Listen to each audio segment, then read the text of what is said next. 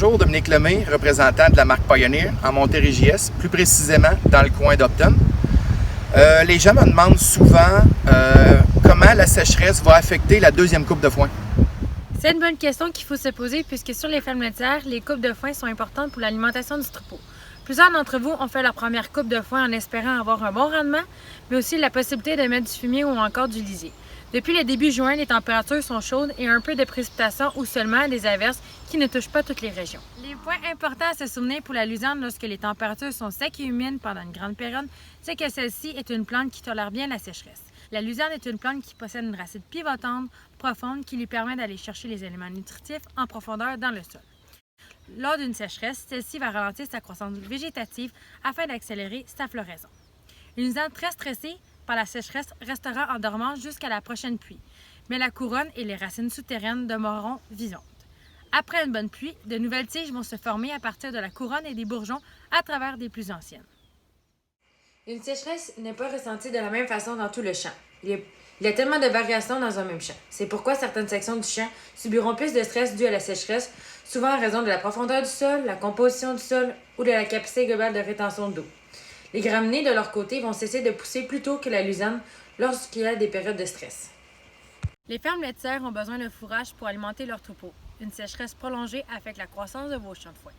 Il faut donc essayer d'avoir une gestion de coupe la plus exemplaire afin de limiter le stress de vos champs de foin.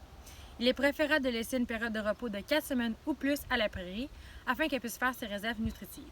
Il ne faut pas couper les plants de luzerne de moins de 25 cm, même si celles-ci sont déjà en fleurs, puisque la floraison peut se produire dans les 3 semaines suivant la coupe en cas de stress de sécheresse prolongée. Les effets de couper les plants de luzerne dont la taille est de moins de 25 cm épuisent davantage les réserves de la racine, ce qui rend les plants plus faibles. Un plant qui sont affaiblis ont souvent moins de chances de passer l'hiver. Il est possible d'évaluer la population de votre champ à l'aide d'un pied carré. Cette mesure doit être prise d'environ 5 à 10 zones dans le champ.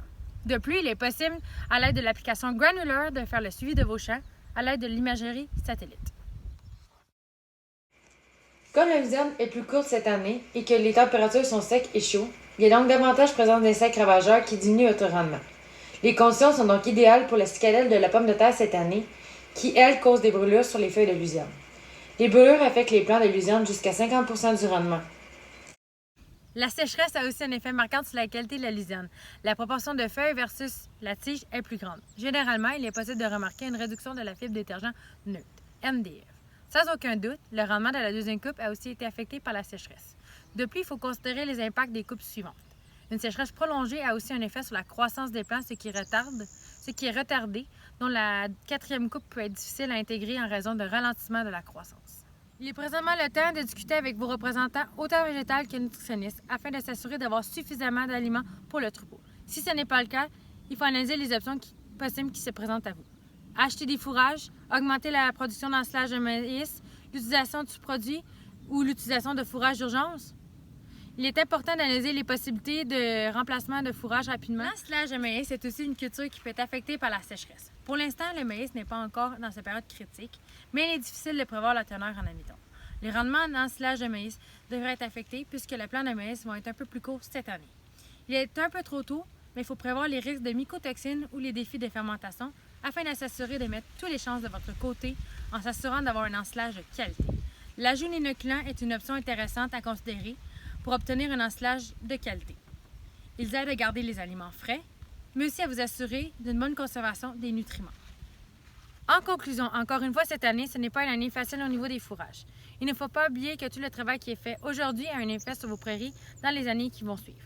N'hésitez pas à communiquer avec votre représentant Pioneer afin d'avoir plus d'informations.